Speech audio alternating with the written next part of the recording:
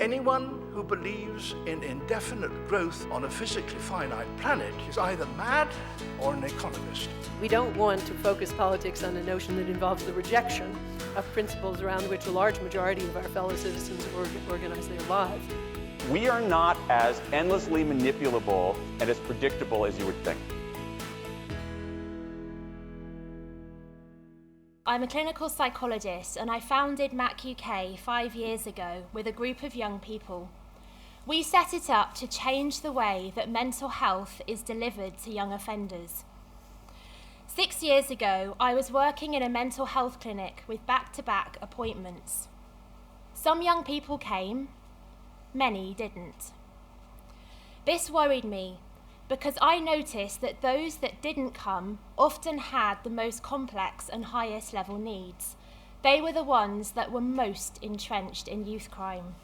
We were all doing our best in the clinic, but it seemed that there was more that we could do. Something wasn't quite working.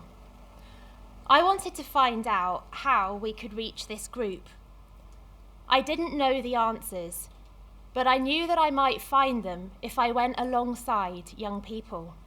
This question took me many places about how to engage this group, but one place it took me was New York, where I did a placement with young people from the Bloods and the Crips, two of the biggest street gangs in North America. I was walking through the Bronx one day, and a young person said to me, he said, "Charlie, it's actually quite simple." He said, "You need to work with us in a way that's safe.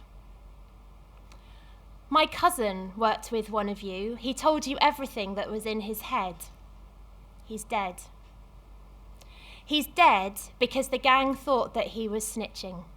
Safety is one reason why young offenders don't want to go to clinics, but there are many others. Young people from London and New York had told me what they wanted in a service.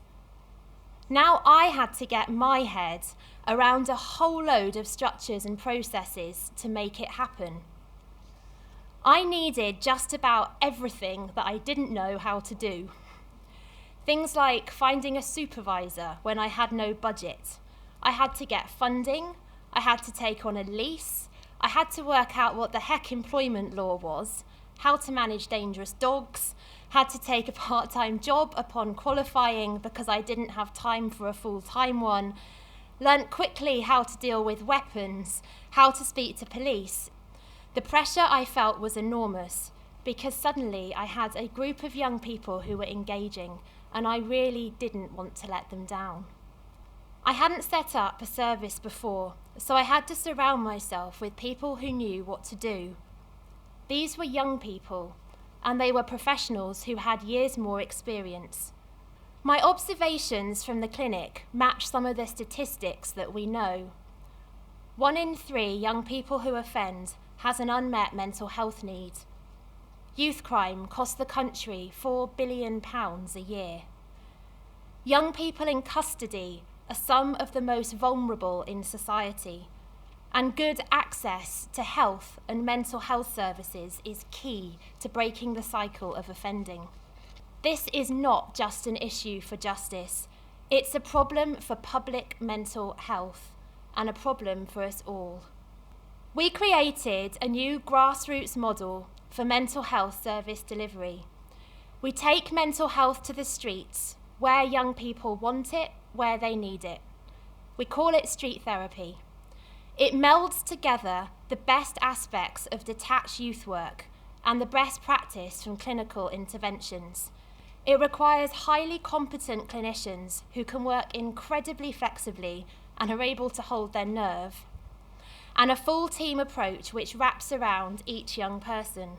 Early research findings suggest it works, so we were fortunate earlier this year to win the GSK and King's Fund Health Impact Award. When I first started, the police thought that I was dealing crack to young people, and that's how I was engaging them. But even they now believe that there's something in this as a way to reduce offending. We've got an 18 full-time equivalent staff team and a turnover of just over 1 million. We've now invested a lot of money in an external evaluation from the Centre for Mental Health because we want to know exactly which bits of our model are working and why.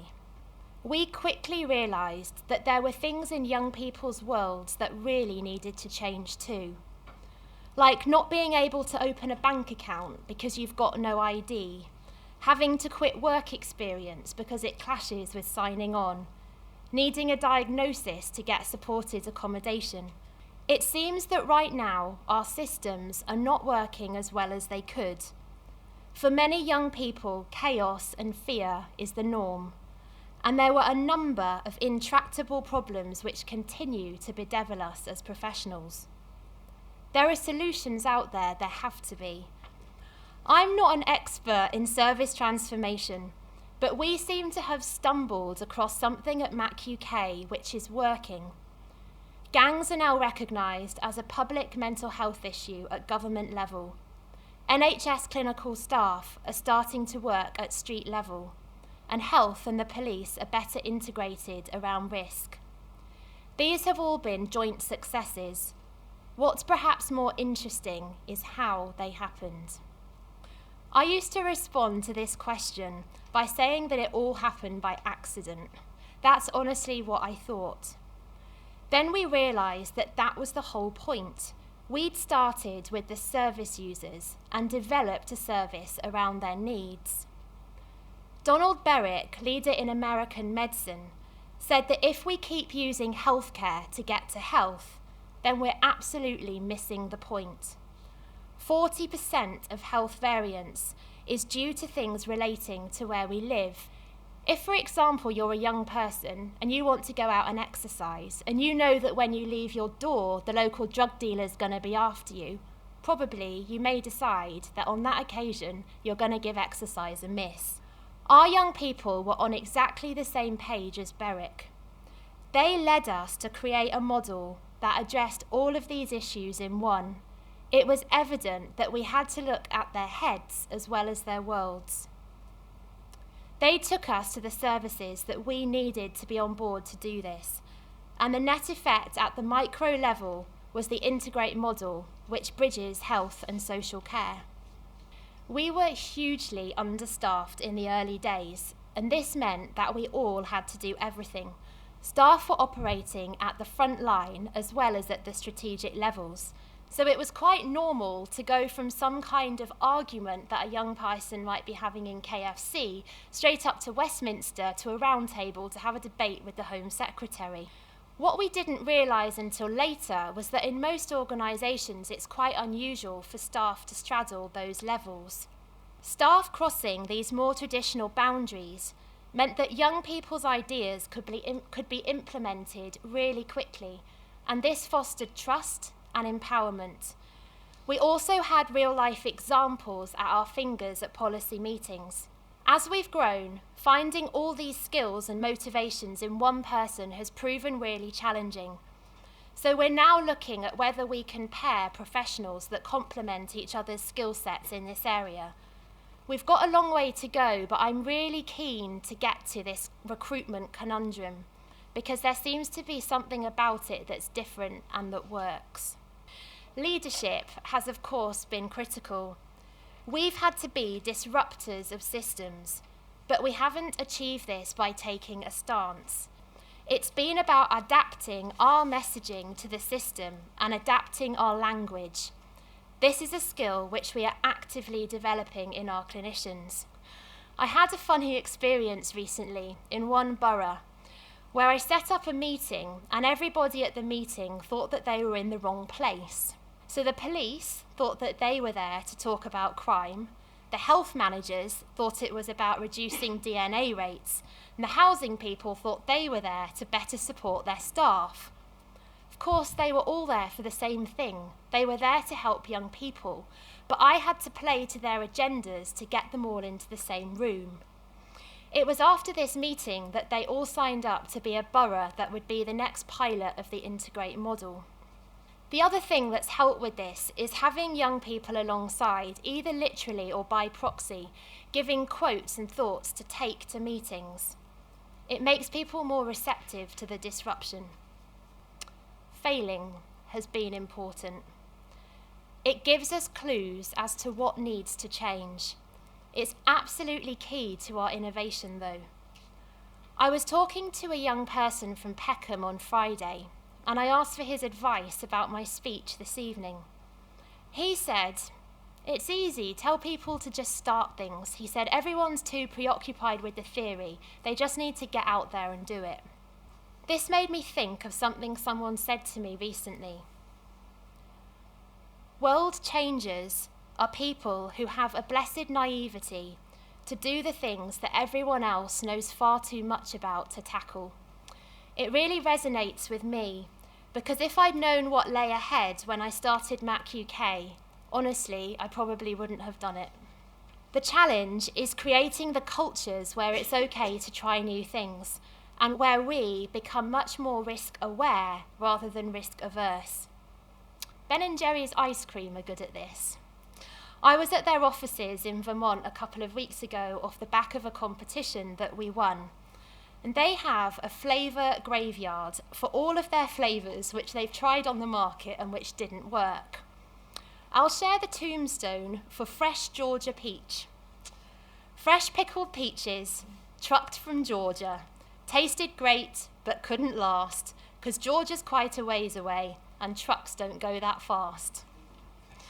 Now, I'm not suggesting that young people's lives are as irreverent as Ben & Jerry's ice cream, but perhaps there is something to be learnt here from Ben & Jerry's and the way that they use humour to take the seriousness out of something which actually, at the time for them, was a market disaster.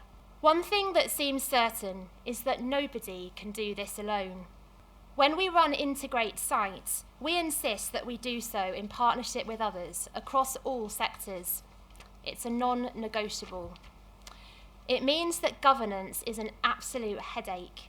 You can imagine the chaos of working across 4 agencies, all of whom have their own protocols and ways of managing risk, insurance policies to match. But actually, it's the governance which becomes the key to get us working together. It allows us to meet and to rewrite the very system that usually stops us from looking for solutions.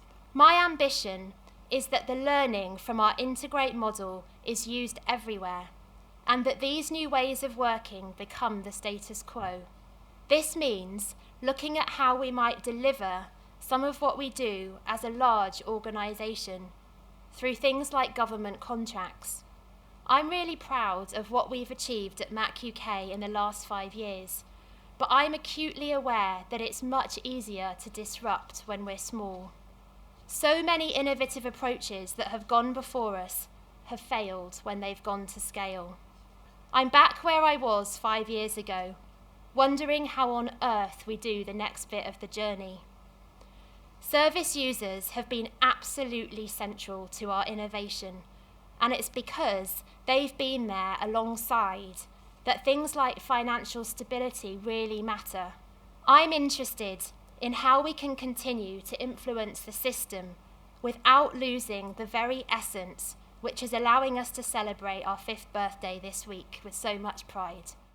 If I had to make you choose one thing which stands in the way of this putting users at the centre of the service, what is the one thing that stops your kind of approach being mainstream? It's commissioning that commissions outputs rather than outcomes. So commissioning that says we need you to do this, this and this, and we'll assess you on that, rather than we want you to get this number of young people by working on their mental health back into employment, and we decide how we get there.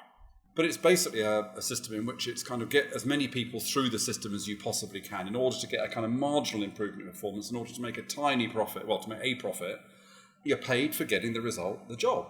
It's not an innovative sector, it's not a creative sector, and it's a sector in fact devilled with lots of pretty poor practice. It's a similar theme, isn't it, about actually how many people have you reached? So we're constantly under pressure as we've grown, and I can feel it happening. How many people have you reached? Where are they from? What's their background? No one actually stops and says, what have you done? And has it made any difference?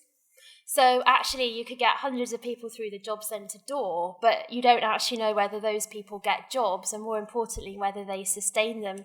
We're pushing back all the time. So I say to commissioners, if you want to commission a service that works with lots of people and does it quickly, please don't commission us, because you won't succeed. We can't do it. It's not possible with this client group. And what I found is that that's okay when we've got relationships with those commissioners, but when you haven't, so when we're starting in new boroughs, it becomes harder and harder. And I guess the solution that I'm finding with that is about bringing others on board. So actually, if it's you, the voluntary sector, plus the head of the health service, plus the head of the police and the head of the council, it makes it harder for them to say no. And if you can throw a young person into the mix as well, saying, well, I went to this service 15 times and it didn't make any difference, but actually the service they want to deliver is going to work. That's how we're going to change things. We've got to do this together.